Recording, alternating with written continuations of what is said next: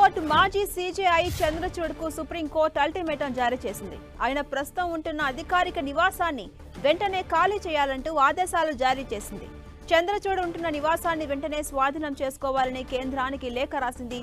ప్రధాన న్యాయమూర్తి ఉండే అధికారిక నివాసంలో మాజీ సీజేఐ ఉండడానికి వీల్లేదని, తక్షణమే ఖాళీ చేయాలని చెప్పింది. అయితే తన కుమార్తెలకున్న ప్రత్యేక ఇబ్బందుల వల్లే అధికారిక బంగ్లాను ఖాళీ చేయడం ఆలస్యమైందంటూ చంద్రచూడ్ చెప్తున్నారు.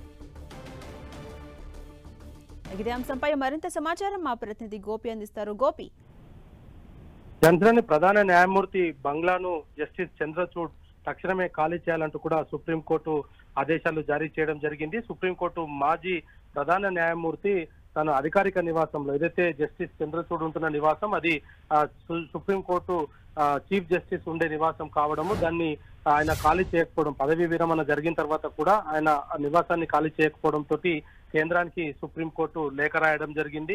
అయితే అధికారిక నివాసాన్ని ఆయన ఖాళీ చేసేందుకు కూడా సుముఖంగానే ఉన్నాను, కాకపోతే కొన్ని ఇబ్బందుల వల్ల తాను తక్షణమే ఖాళీ చేయలేకపోయానంటూ కూడా ఆయన వివరణ ఇచ్చినట్టుగా కూడా తెలుస్తోంది. అయితే ఖాళీ చేయడంతో పాటు ఈ కోర్టు హౌసింగ్ కు కూడా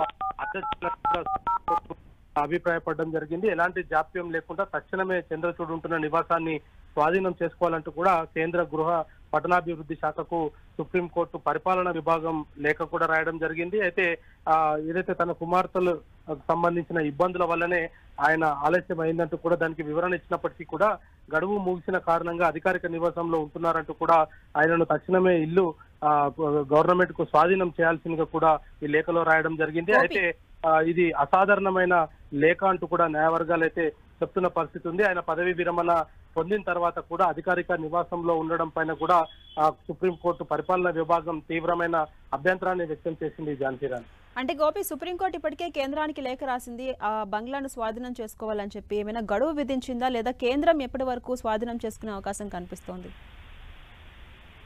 జాన్సీరాని తక్షణమే ఈ యొక్క నివాసాన్ని స్వాధీనం చేసుకోవాల్సిందిగా కూడా ఆ యొక్క లేఖలో పేర్కోవడం జరిగింది. అయితే సుప్రీంకోర్టుకు సంబంధించిన అడ్మినిస్ట్రేషన్ విభాగం ఈ లేఖలో చాలా క్లియర్ గా చెప్పడం జరిగింది. పదవీ విరమణ పొందిన తర్వాత నూతన సీజే యొక్క అధికారిక నివాసంగా ఉంటుంది తప్ప పదవి విరమణ పొందిన తర్వాత కూడా అందులో ఉండడానికి లేదు. అది అధికారికమైన నివాసం కావడంతో తను పదవి విరమణ చేసిన వెంటనే ఖాళీ చేయాల్సి ఉంది. కానీ తను వ్యక్తిగత కారణాలు చెప్తున్నప్పటికీ వెంటనే ఆ ఇంటిని స్వాధీనం చేసుకోవాల్సిందిగా కూడా ప్రస్తుతం సుప్రీంకోర్టు తన యొక్క లెటర్ లో పేర్కోవడం జరిగింది. అయితే ఏదైతే కోర్టు హౌసింగ్ ఫుల్ కు కూడా ఆ యొక్క గృహానికి సంబంధించిన కీస్ కూడా హ్యాండ్ ఓవర్ చేయాలంటూ కూడా సుప్రీంకోర్టు కేంద్రానికి రాసిన లేఖలో పేర్కోవడం జరిగింది. ప్రధాన న్యాయమూర్తి ఏదైతే అధికారికంగా ఆయన అనేక కార్యక్రమాలు కూడా అధికారిక నివాసం నుంచి కొనసాగిస్తుంటారు. ప్రతినిత్యం కూడా సుప్రీంకోర్టుకు వెళ్లి రావడానికి కూడా దానికి సంబంధించిన అంటే బందోబస్తుకు సంబంధించి కావచ్చు, అక్కడ 1/4 గార్డ్ కూడా ఉంటుంది. ఎప్పటికప్పుడు